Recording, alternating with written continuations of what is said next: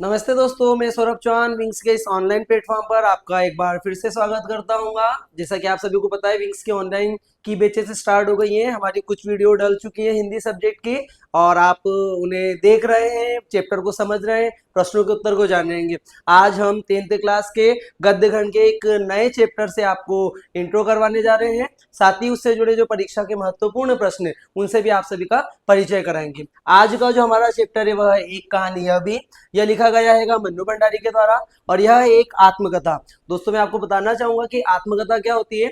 आत्मकथा जो होती है वो किसी भी व्यक्ति विशेष के खुद के जीवन से या स्वयं की जानकारी से जुड़ा हुआ होता है, जिसमें व्यक्ति प्रत्यक्ष रूप से उन बातों को या भावनाओं को अपने लेख में प्रकट करता है। तो ये मन्नू भंडारी जी के जीवन से जुड़ी घटना है जो कि एक कहानी भी के अंदर बताया गया है। अब मैं दोस्तों आप लोगों को चैप्टर के जो इम्पोर्टेंट कुछ पॉइंट है उसको कहानी के माध्यम से आपको समझाना चाहूंगा और उसी के द्वारा जो एग्जाम के अंदर परीक्षा में पूछे जाने वाले महत्वपूर्ण प्रश्न उनके विषय पर हम चर्चा करेंगे। तो आइए दोस्तों हम आगे बढ़ते हैं कि हमारा जो चैप्टर है वो कहाँ से और कैसे स्टार्ट होता है। मन्नू भंडारी जो है वो एक मिडिल क्लास फैमिली से बिलोंग करने वाली लेडी है। ये पहले इंदौर में ही रहती थी, लेकिन इनके पिताजी को एक आर्थिक झटका लगा था जिसके कारण इन्होंने इंदौर शहर को छोड़कर अजमेर में चली गई थी। अजमेर में इनका जो मकान था वो 2 मंजिला था, जिसमें वो अलग अलग पार्ट में बटा हुआ था। जहाँ पे ऊपर वाला जो पोर्शन था या जो फर्स्ट फ्लोर था वहां पे पिताजी का रास्ता, जहाँ पे वे अपनी मर्जी से कुछ पढ़ना, लोगों को आदेश देना वगैरह वगैरह इस टाइप्स की बातें किया करते थे। नीचे वाला जो पोर्शन था वहाँ पे परिवार के अन्य सदस्य, जैसे परिवार में जो उनके भाई बहन थे, माता थी, वो सब रहते थे। दोस्तों, मैं आपको बताऊंगा कि जो मन्नू भंडारी जी थी वो परिवार के अंदर सबसे छोटी थी। पांचों भाई बहनों के अंदर सबसे छोटी थी। और साथ ही साथ यदि एक बात हम और बात करें तो पिताजी है जो थोड़ा सी उनको ऐसा लगता था कि उनसे थोड़ा सी भेदभाव कर रहे हैं। मन्नू भंडारी का जो रंग है वो थोड़ा सी सांवला था। वे कद काठी में थोड़ी छोटी थी और दुबली पतली थी। इनकी बड़ी बहन थी सुशीला, जो इनकी कंपेयर में काफी अच्छी, यूं कह सकते हैं कि रंग में गोरी थी, सुंदर थी। तो पिताजी का जो ज्यादा ध्यान था वो बड़ी गुड़िया के ऊपर या बड़ी लड़की पर रहता था। तो मन्नी भंडारी जी को ऐसा लगता था कि पिताजी जो है वो एक की ओर ज्यादा ध्यान दे रहे, मेरी ओर ध्यान ज्यादा नहीं दे रहे। तो इस बात से कहीं ना कहीं वो दुखी होती थी, लेकिन वही बात उनके लिए एक मोटिवेशन का काम कर चुकी थी। जब दूसरे भाई बहनों की शादी हो गई थी और जो भाई थे वो अपने अपने काम पे लग गए थे, तो अंत में जो पिताजी का ध्यान है वो कहाँ पर आकर्षित हुआ, मन्नू भंडारी को आकर्षित हुआ। चैप्टर के अंदर जो पहली बात बताई गई है वो भटियार खाने शब्द से जुड़ी हुई है। और भटियार खाना जो है वो रसोई घर के संदर्भ में। पिताजी का यूं मानना था, मन्नू भंडारी जी के पिताजी का ये मानना था कि जो लड़कियां होती हैं या जो स्त्रियां होती हैं, यदि वो चूल्हे चौकी से जुड़ेंगी या रसोई घर से जुड़ेंगी तो वो अपनी जो भी क्षमताएं हैं उन सबको क्या कर देंगी, वहां पे झोंक देंगी। और यदि आपको कुछ बनना है तो आपको बाहर निकलना पड़ेगा, आगे बढ़ना पड़ेगा। पर ये बात भी मन्नू भंडारी के लिए एकदम परफेक्ट नहीं थी, क्योंकि भाई आपको यदि कुछ बनना है, आगे बढ़ना है, तो आपको घर के बाहर निकलना पड़ेगा। और यहाँ पर जो पिताजी है वो इनकी इस बात को क्रॉस करते हैं। क्रॉस कैसे करते हैं कि उनको जो घर की लड़कियां हैं, जो स्त्रियां हैं, वो घर के बाहर जाए वो अच्छा नहीं लगता है। अब आप बताइए कि यदि कोई व्यक्ति घर के बाहर नहीं निकलेगा तो क्या वो अपनी प्रतिभा को आगे बढ़ा पाएगा। तो यही सारी चीजें जो है मन्नू भंडारी जी के चैप्टर के अंदर बताई गई है। सेकेंड बात यह है कि जो मन्नू भंडारी जी है उन्होंने 10th क्लास जब पास की थी तो सन 1945 में भी प्रथम वर्ष में प्रवेश किया था उन्होंने। फर्स्ट ईयर के अंदर वे गई थी। 2 साल तो उनकी कॉलेज की पढ़ाई बहुत अच्छी चली थी, लेकिन जब उनका जैसे तीसरा वर्ष आया, दैट मीन्स 1947 की बात हो रही है, तो 1947 में तीसरे वर्ष में उनके प्रवेश को निषिद्ध कर दिया गया था। दैट मीन्स उनको कॉलेज के अंदर बैठने की परमिशन या अथॉरिटी नहीं थी। तो उसके पीछे रीजन ये था कि जो मन्नू भंडारी थी वो पॉलिटिक्स या राजनीति के अंदर थोड़ा सी परफेक्ट थी, बहुत अच्छे तरीके से, जिसके कारण वो जब कॉलेज में नारेबाजी करती थी तो जितनी भी कक्षाओं के अंदर जो लड़कियां थी वो क्या हो जाती थी, ग्राउंड के अंदर इकट्ठा हो जाती थी। और वो नारे का इतना ज्यादा इफेक्ट पड़ता था कि पूरी की पूरी कक्षाएं खाली हो जाती थी और कॉलेज की जितनी भी गर्ल्स है वो क्या है, कॉलेज के ग्राउंड में आ जाती। तो ये जो सारी चीजें थी वो कॉलेज के जो प्रिंसिपल है उनको बिल्कुल भी नहीं अच्छी लगी और उन्होंने क्या किया, मन्नू भंडारी के पिताजी को एक लेटर लिख के दे दिया। जैसे ही लेटर मन्नू भंडारी जी के पिताजी के पास पहुंचा तो सबसे पहले तो वो गुस्सा हो गए कि आज तक मेरे मतलब जो भी मन्नू भंडारी के पहले जो बच्चे कॉलेज में स्कूल में पढ़े उनके पास से कभी भी इस प्रकार की कोई शिकायत नहीं आई है कि हमको वहां जाना पड़े।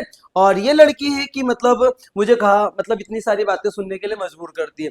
लेकिन पिताजी ने जब लेटर पढ़ा तो वो साथ ही साथ प्रसन्न भी होगा, क्योंकि उनको ये लगा कि कुछ खासियत है, कुछ अच्छी बात है, जिसके कारण मन्नू भंडारी मतलब धीरे धीरे धीरे धीरे पॉलिटिक्स के साथ वो क्या होती जा रही है, फेमस होते जा रही है। जब वो कॉलेज के अंदर गए और उनकी जो मुलाकात है कॉलेज के प्रिंसिपल से हुई, तो उन्होंने सारी चीजें बताई कि देखिए भाई, आपकी जो गुड़िया है, आपकी जो बेटी है, उसके एक नारे लगाने पर जो कॉलेज के जितनी भी लड़कियां हैं वो बाहर हो जाती है। तो मन्नू भंडारी जी के पिताजी वहां पे अपनी बेटी को प्राउड फील करते, उनको ये लगा कि नहीं, ये तो आज आज के समय में देश की मांग है और ये कुछ अनुचित चीज या अनुचित कार्य नहीं है, ऐसा बोलकर वे वहां से आ गए। और जब वो घर आए तो मन्नू भंडारी को तो सबसे पहले ऐसा लग रहा था कि नहीं, आज पिताजी कॉलेज गए थे तो अवश्य करके ही उन्होंने कुछ मेरे विषय में बोला होगा, कॉलेज वालों ने शिकायत की होगी, तो हो सकता है कि पिताजी मुझसे नाराज होंगे, तो वो घर में ही नहीं जाती है। लेकिन जब माता जी उनको बोलती है कई कुछ समय बाद, जब वो आती है तो वो बताते कि नहीं, पिताजी तो तेरी उन बातों से मतलब नाराज नहीं हुए, बल्कि वो तो बहुत खुश हुए और प्रसन्न हो रहे हैं। तो वो क्या हो जाती है, थोड़ा सा अपने आप को रिलैक्स फील करती है। कि इसी के साथ साथ चैप्टर के अंदर ये बात बताई गई है कि जो मन्नू भंडारी जी हैं उनके ऊपर कॉलेज की जो प्राध्यापिका है वो है शीला अग्रवाल जी। वो हिंदी की प्राध्यापिका है जिनका उसके ऊपर बहुत बड़ा इफेक्ट पड़ा है।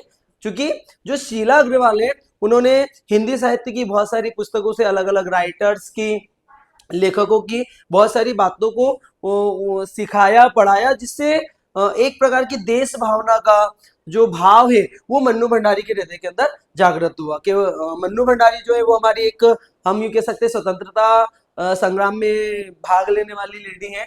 और भी बहुत सारी लेडी हुई, लेकिन जो मन्नू भंडारी है, चूंकि 1947 के समय, वो जिस समय देश आजाद हुआ था, उस समय उस स्वतंत्रता के अंदर कहीं ना कहीं इनका और इनके साथ वाले लोगों का भी बहुत ज्यादा योगदान था। तो इस प्रकार इस स्टोरी का समापन होता है। ठीक है बेटा, तो आज हमारा पहला क्वेश्चन है इस चैप्टर का कि लेखिका के व्यक्तित्व पर किन किन व्यक्तियों का किस रूप में प्रभाव पड़ा।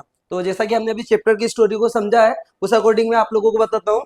लेखिका जी के व्यक्तित्व के ऊपर दो व्यक्तियों का मुख्य रूप से प्रभाव पड़ा। पहले जो है उनके पिताजी हैं, और दूसरी जो है कॉलेज की जो प्राध्यापिका है शीला अग्रवाल। उन दो लोगों का विशेष रूप से मन्नू भंडारी जी के व्यक्तित्व पर प्रभाव पड़ा। पिताजी, चूंकि गोरा रंग जो था वो पिताजी की कमजोरी था, और यही गोरा रंग और काला रंग जो था वो मन्नू भंडारी के मन के अंदर एक हीन भावना को पैदा करता हैगा।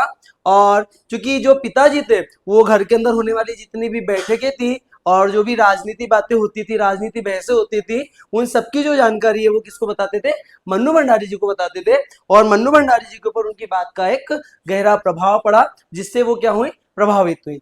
दूसरी जो थी वो शीला अग्रवाल थी। शीला अग्रवाल क्योंकि हिंदी की प्राध्यापक थी, और वो चुन चुन कर कुछ खास लेखकों की जो बातें थी, जो स्टोरी थी, उन बातों को मन्नू भंडारी जी को सिखाती और पढ़ाती थी, जिससे उनके अंदर देश प्रेम के प्रति एक प्रकार का जज्बा जागा। और साथ ही साथ वो मतलब राजनीति के क्षेत्र के अंदर और देश की स्वतंत्रता के अंदर भाग लेने लगी। और इन्हीं का जो एडवाइस था, उन्होंने मन्नू भंडारी जी को मतलब राजनीति में और देश की स्वतंत्रता में आगे पहुंचाया, और अंततः उन्होंने देश की स्वतंत्रता में भाग लिया। थर्ड जो क्वेश्चन है हमारा वो हैगा सॉरी सेकंड क्वेश्चन, लेखिका के पिता ने रसोई को भटियार खाना कहकर क्यों संबोधित किया हैगा। जैसा कि चैप्टर के अंदर बताया गया था कि जो लेखिका के पिताजी हैं, उनको जो रसोई घर है उसके अंदर किसी भी लड़की का जाना अच्छा नहीं लगता है। उनका ये मानना था कि यदि लड़कियां रसोई घर के अंदर जाएंगी तो वहां पे वो अपनी योग्यताओं को, वो जो कुछ कर सकती हैं, उन सबको क्या कर देंगी, वहां पर झोंक देंगी या आगे के हवाले कर देंगी। तो यदि कुछ करना है, बढ़ना है, तो आपको उसको छोड़ना पड़ेगा। इसी संदर्भ में उन्होंने जो रसोई घर है उसको भटियार खाना कहकर संबोधित किया है। थर्ड जो क्वेश्चन है वो कौन सी घटना थी जिसके बारे में सुनने पर लेखिका को न अपनी आंखों पर विश्वास हो रहा था और ना अपने कानों पर विश्वास हो रहा था। तो ये वो वाली घटना है जिस समय कॉलेज से एक लेटर मन्नू भंडारी जी के घर पर आया था और पिताजी को पढ़ने को मिला था। क्योंकि उस लेटर को जब पिताजी ने पढ़ा तो वो क्रोधित हो गए, बनबना गए। लेकिन जब ये कॉलेज गए और कॉलेज में उनको सब कुछ पता चला कि भाई आपकी लड़की के एक इशारे पर सारी लड़कियां क्या होती हैं, बाहर हो जाती हैं, तो ये बात से वो क्या हो गए, बहुत ज्यादा प्रसन्न हो गए। जब घर आए और उन्होंने देखा तो सबसे पहले तो मन्नू भंडारी जी को लगा कि पिताजी नाराज होंगे। लेकिन जब उन्होंने बोला कि मन्नू तुमने जो काम किया है वो काफी अच्छा है, काफी बेहतर है, और तुम्हारे एक कहने पर जितनी भी लड़कियां हैं वो क्लासेस के बाहर आ जाती है और नारे लगाने लग जाती हैं।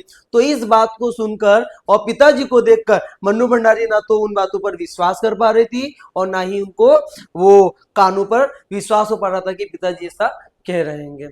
बेटा, बच्चों, यदि आपको मेरा वीडियो अच्छा लगा हो तो इसे लाइक कीजिए और चैनल को सब्सक्राइब कीजिए। हम अगली वीडियो में एक नए चैप्टर के साथ मिलेंगे। धन्यवाद।